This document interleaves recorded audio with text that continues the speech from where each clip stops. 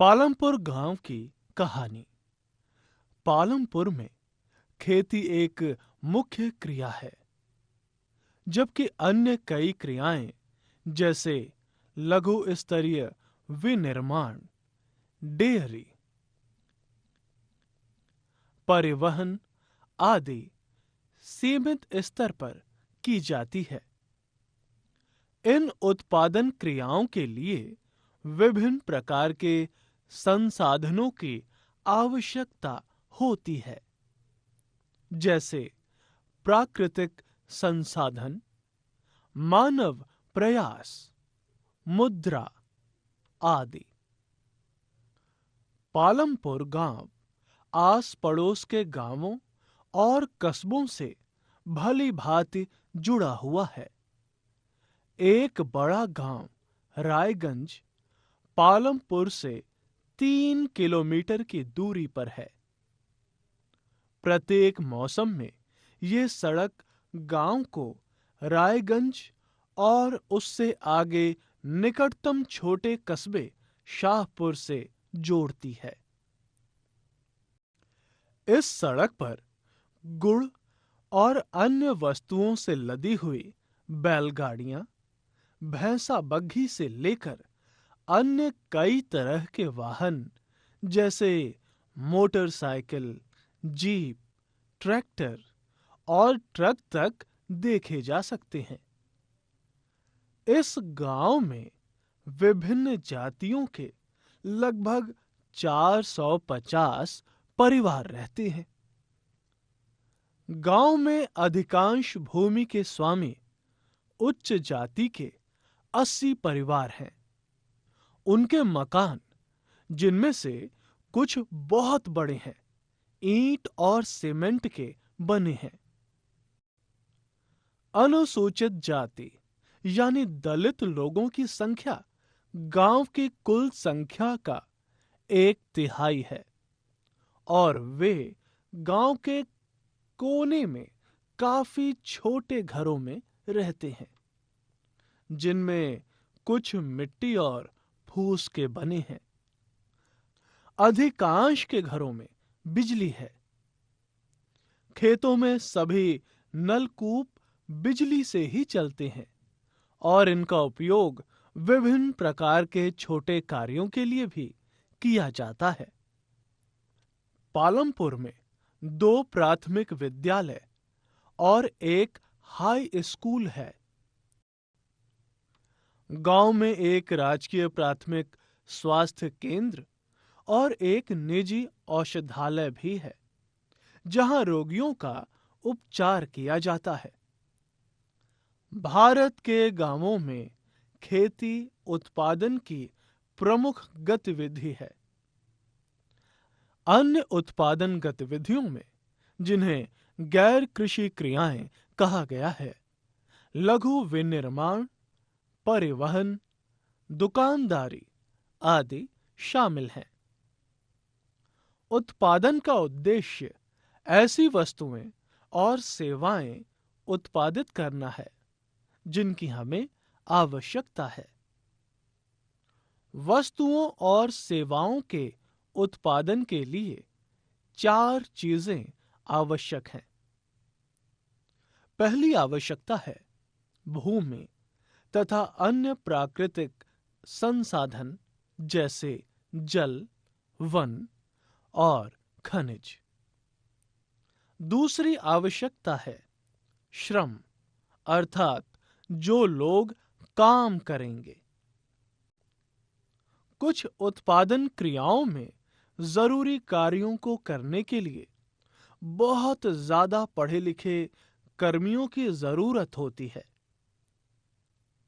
दूसरी क्रियाओं के लिए शारीरिक कार्य करने वाले श्रमिकों की जरूरत होती है। तीसरी आवश्यकता भौतिक पूंजी है, अर्थात उत्पादन के प्रत्येक स्तर पर अपेक्षित कई तरह के आगत। भौतिक पूंजी के अंतर्गत औजार, मशीन, भवन। औजारों तथा मशीनों में अत्यंत साधारण औजार जैसे किसान का हल से लेकर परिष्कृत मशीनों जैसे जनरेटर, कंप्यूटर आदि आते हैं। औजारों, मशीनों और भवनों का उत्पादन में कई वर्षों तक प्रयोग होता है और इन्हें स्थायी पूंजी कहा जाता है। कच्चा माल और नकद मुद्रा। उत्पादन में कई प्रकार के कच्चे माल की आवश्यकता होती है, जैसे बुनकर द्वारा प्रयोग किया जाने वाला सूत और कुम्हारों द्वारा प्रयोग में लाई जाने वाली मिट्टी। उत्पादन के दौरान भुगतान करने तथा जरूरी माल खरीदने के लिए कुछ पैसों की भी आवश्यकता होती है। कच्चा माल तथा नकद पैसों को कार्यशील पूंजी कहते हैं। औजारों, मशीनों तथा भवनों से भिन्न ये चीजें उत्पादन क्रिया के दौरान समाप्त हो जाती हैं। एक चौथी आवश्यकता भी होती है।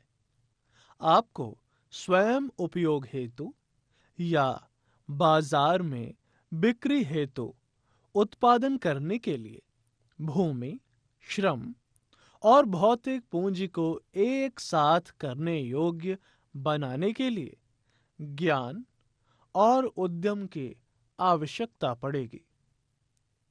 आजकल इसे मानव पूंजी कहा जाता है। उत्पादन भूमि, श्रम और पूंजी को संयोजित करके संगठित होता है, जिन्हें उत्पादन के कारक कहा जाता है। पालमपुर में खेती उत्पादन की प्रमुख क्रिया है। काम करने वालों में 75% लोग अपनी जीविका के लिए खेती पर निर्भर हैं। वे किसान अथवा कृषि श्रमिक हो सकते हैं। इन लोगों का हित खेतों में उत्पादन से जुड़ा हुआ है। पालमपुर में वर्ष 1960 से आज तक जुताई के अंतर्गत भूमि क्षेत्र में कोई विस्तार नहीं हुआ है। उस समय तक गांव के कुछ बंजर भूमि को कृषि योग्य भूमि में बदल दिया गया था। नई भूमि को खेती योग्य बनाकर कृषि उत्पादन को और बढ़ाने की कोई गुंजाइश नहीं है। पालमपुर में समस्त भूमि पर खेती की जाती है। कोई भूमि बेकार नहीं छोड़ी जाती। बरसात के मौसम यानी खरीफ में किसान ज्वार और बाजरा उगाते हैं। इन पौधों को पशुओं के चारे के लिए प्रयोग में लाया जाता है। इसके बाद अक्टूबर और दिसंबर के बीच आलू की खेती होती है। उत्पादित गेहूं में से परिवार के खाने के लिए रखकर शेष गेहूं किसान रायगंज की मंडी में बेच देते हैं। भूमि के एक भाग में गन्ने की भी खेती होती है, जिसकी वर्ष में एक बार कटाई होती है। गन्ना अपने कच्चे रूप में या गुड़ के रूप में शाहपुर के व्यापारियों को बेचा जाता है। पालमपुर में एक वर्ष में किसान 3 अलग-अलग फसलें इसलिए पैदा कर पाते हैं क्योंकि वहां सिंचाई की सुविकसित व्यवस्था है।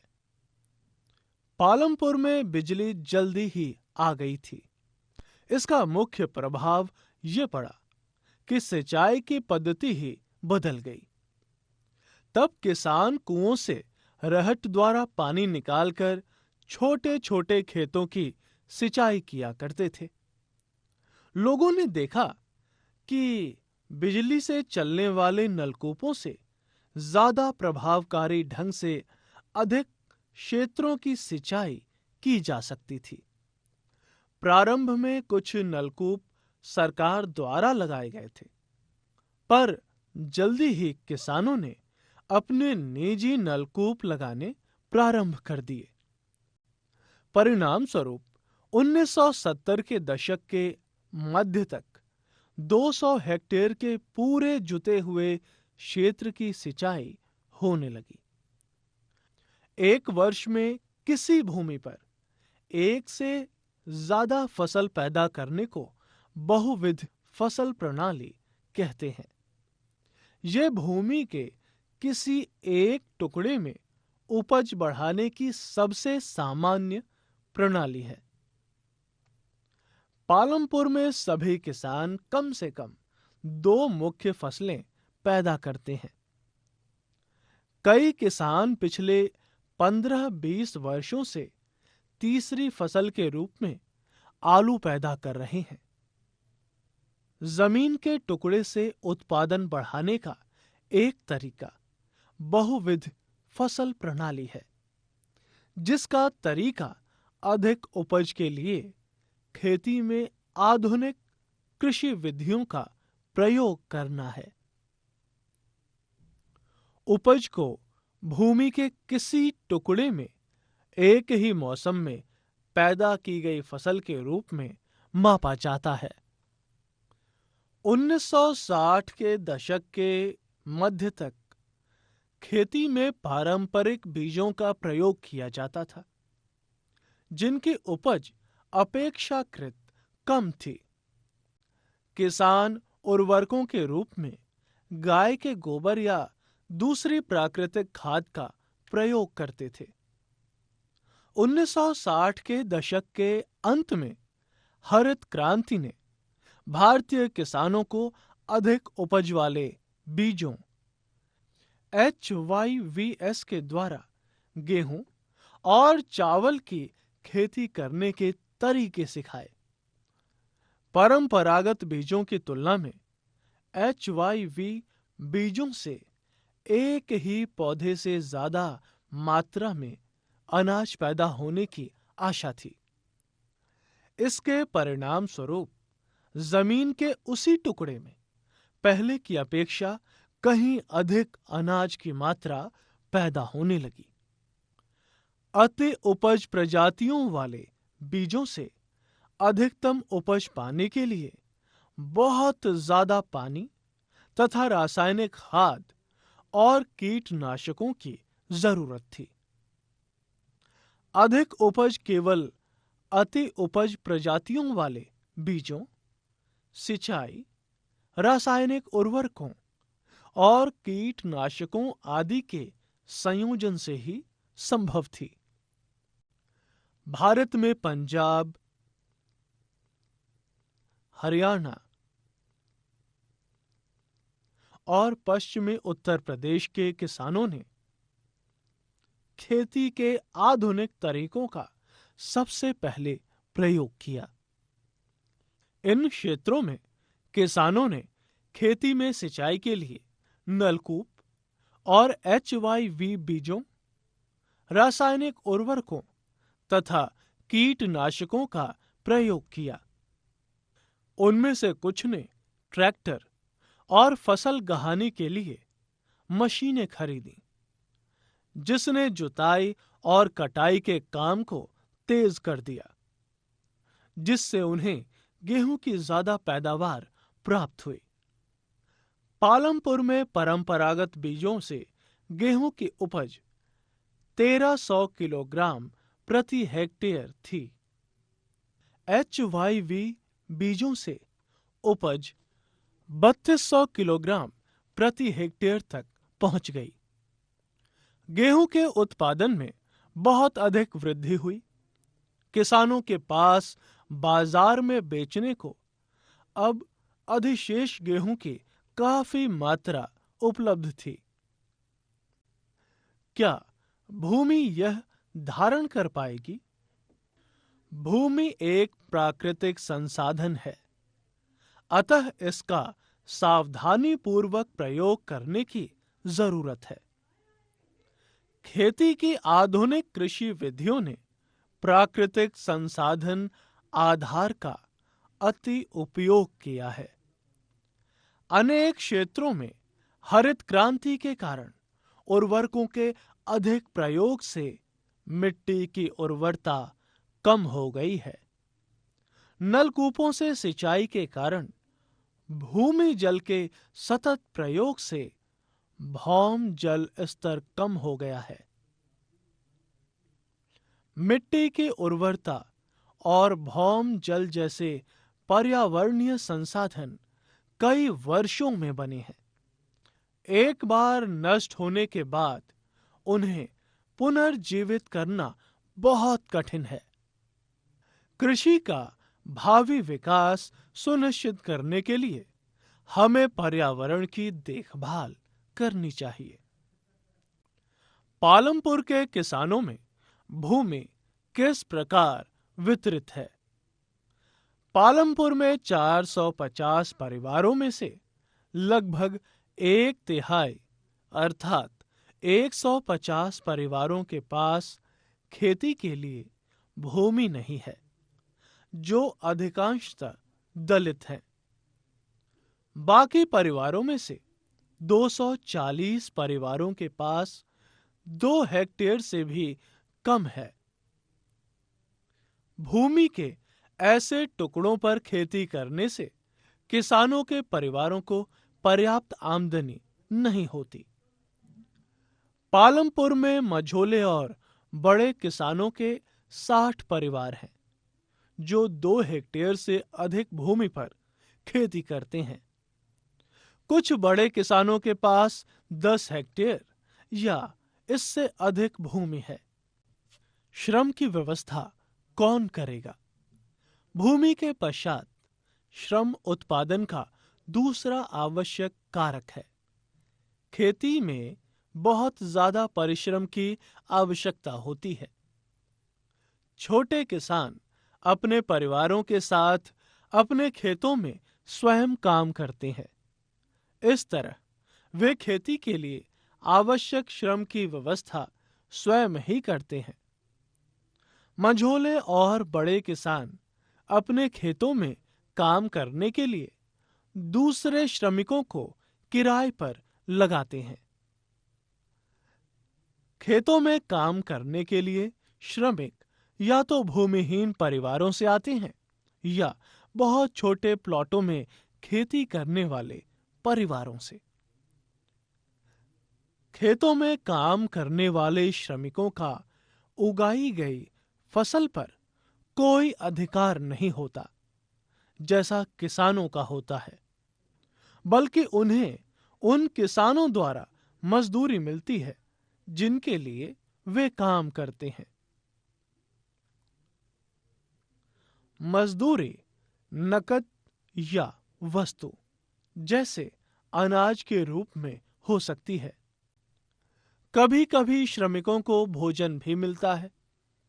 मजदूरी एक क्षेत्र से दूसरे क्षेत्र, एक फसल से दूसरी फसल और खेत में एक से दूसरे कृषि कार्य जैसे बुआई और कटाई के लिए अलग-अलग होती है।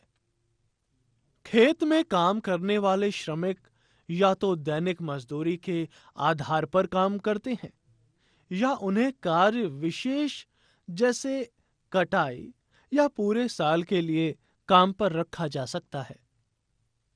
सरकार द्वारा खेतों में काम करने वाले श्रमिकों के लिए दिन का न्यूनतम वेतन 60 रुपए निर्धारित है।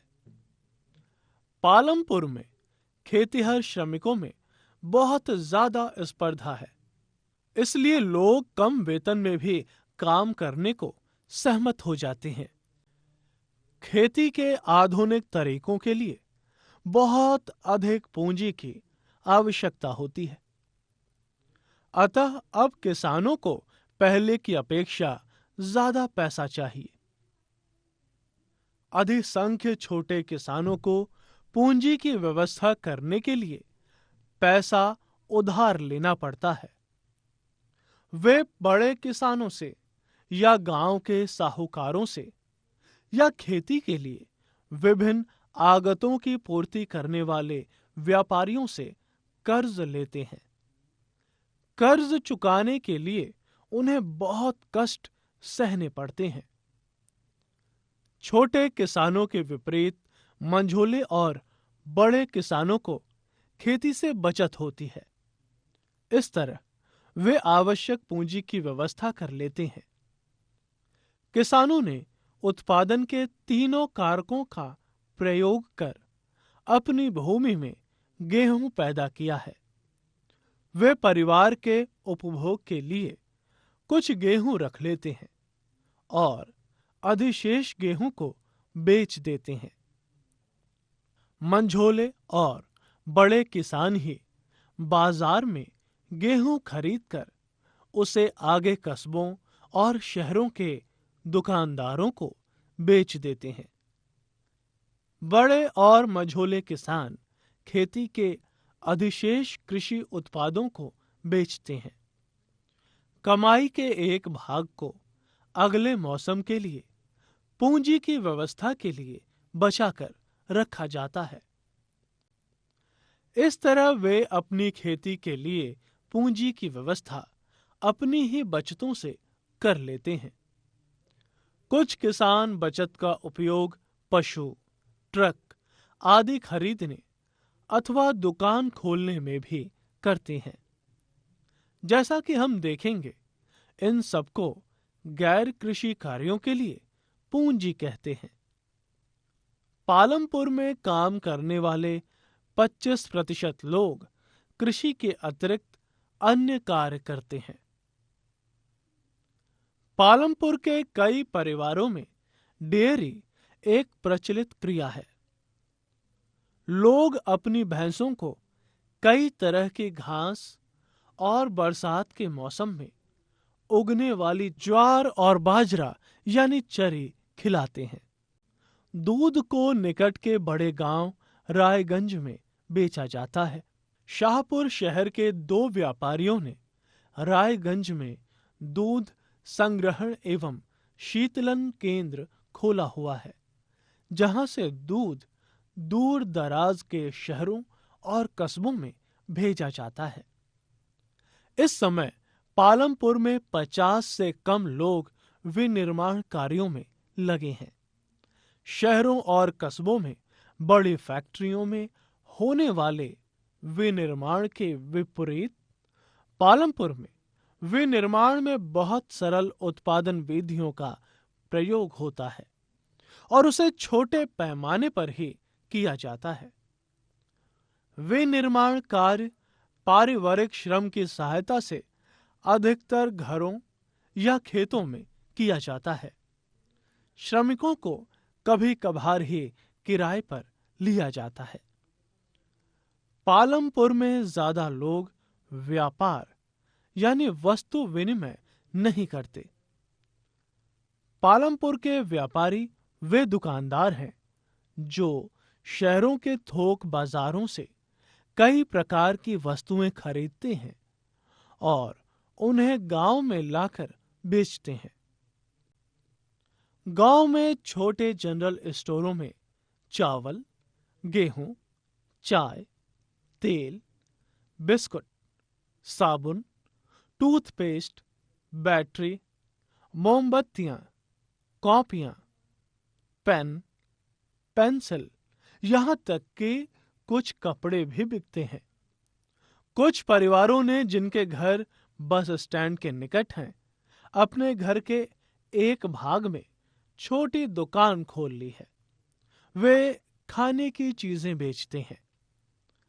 पालमपुर और रायगंज के बीच सड़क पर कई प्रकार के वाहन चलते हैं।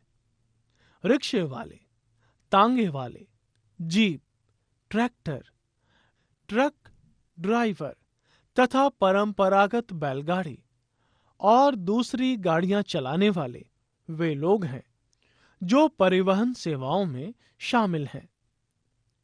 वे लोगों और वस्तुओं को एक जगह से दूसरी जगह तक पहुंचाते हैं और इसके बदले में उन्हें पैसे मिलते हैं। गत कई वर्षों में परिवहन से जुड़े लोगों की संख्या बहुत बढ़ गई है।